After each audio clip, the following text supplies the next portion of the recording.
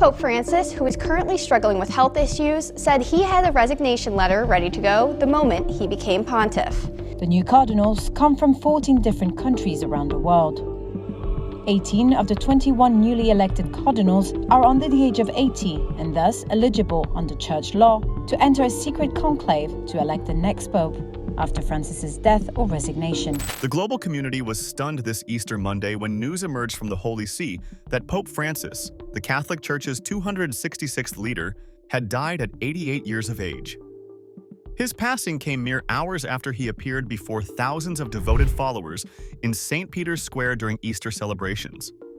The pontiff, renowned for transforming papal leadership through his humility and championing of marginalized communities, has returned to the House of the Father, as announced by Cardinal Farrell.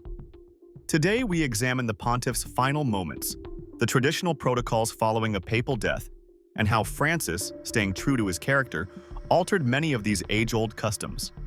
Unexpected departure following Easter appearance. The sudden turn of events caught everyone by surprise. Just one day prior to his death, Pope Francis was present before tens of thousands of Catholics gathered for Easter Sunday Mass in St. Peter's Square. Though noticeably weakened and using a wheelchair, he blessed the assembled crowds, waving to faithful attendees while being transported around the square, pausing numerous times to bless infants brought forward to him. His Easter message, delivered by an assistant as he sat observing, called for peace in conflict zones like Gaza and Ukraine, denouncing the great thirst for death evident in worldwide conflicts. These would be the last public statements he would make to the world. Merely hours afterward, at 7:35 a.m. local time on Easter Monday, Pope Francis died at the Vatican. The pontiff's health had been deteriorating since February when he was hospitalized with pneumonia affecting both lungs, a condition exacerbated by the partial lung removal procedure he underwent during his younger years in Argentina. Despite these health challenges, few anticipated his passing so soon after his public Easter appearance. BBC reporter David Giglione described witnessing people rushing towards St. Peter's Square when the announcement broke, with some openly weeping in Rome's streets. An unconventional journey to the papacy. Jorge Mario Bergoglio's path to becoming pope was unusual from the beginning. Born in Buenos Aires to Italian immigrants escaping fascism, he worked as a nightclub security guard and chemical technician before joining the Jesuit order.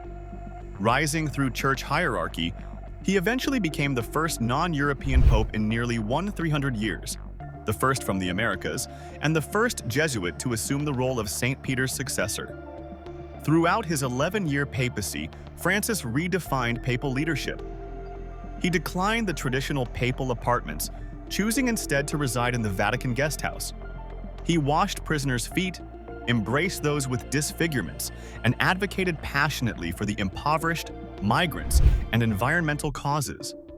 His final Easter message embodied his life's mission, advocating for freedom of religion, thought, and expression while appealing for peace in conflict regions and assistance for starving populations that aspire to a future of peace.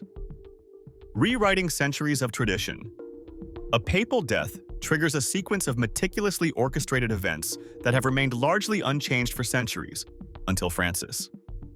Traditionally, when a pope dies, the Camerlengo, Chamberlain, confirms the death by calling the pope's baptismal name 3 times. When there is no response, the Camerlengo declares the pope is truly deceased.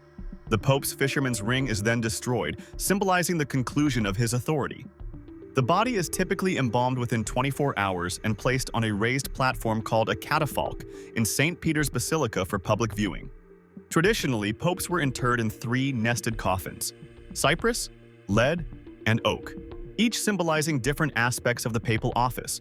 But Francis, consistent with his lifelong simplicity, modified these traditions. He approved plans for a less elaborate funeral and burial. Instead of 3 coffins, he selected a simple wooden coffin lined with zinc. He also eliminated the tradition of displaying his body on a catafalque, opting instead to remain inside the coffin with the lid removed for mourners to pay their respects.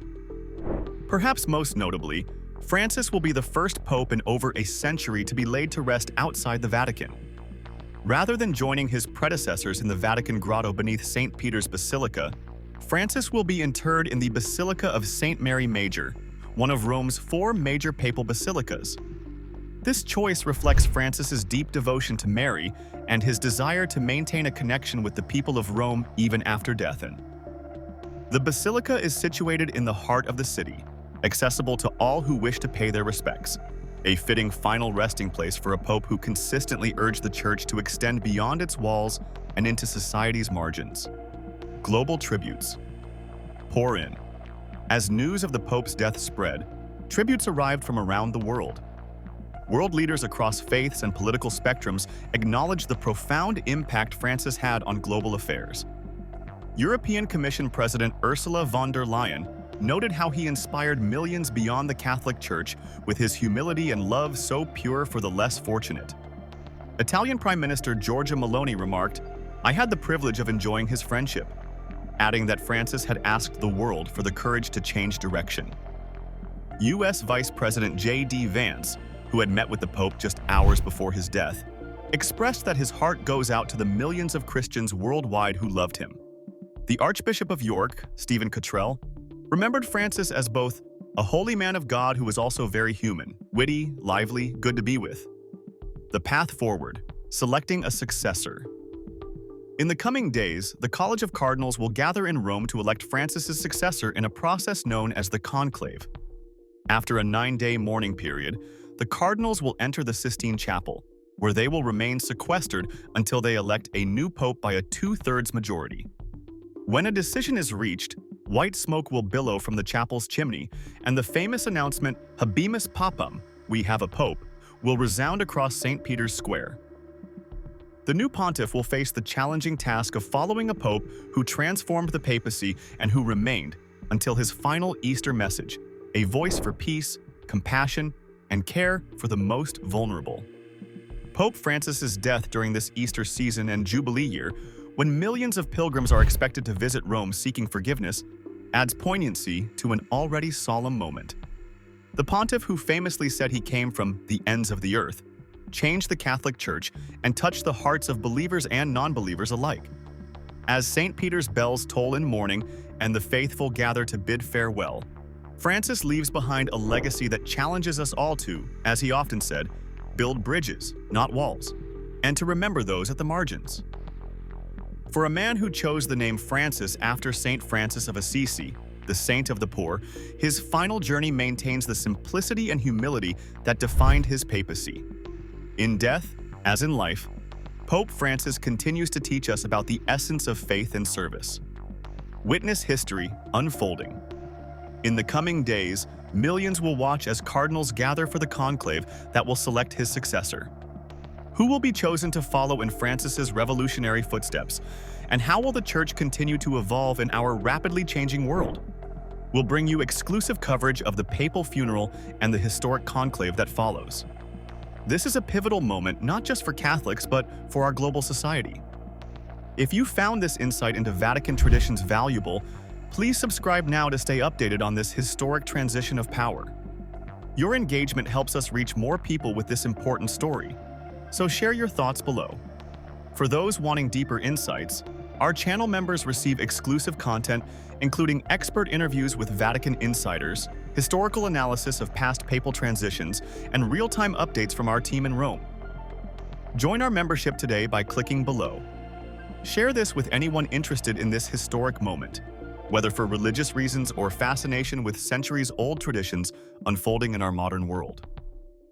Thank you for watching.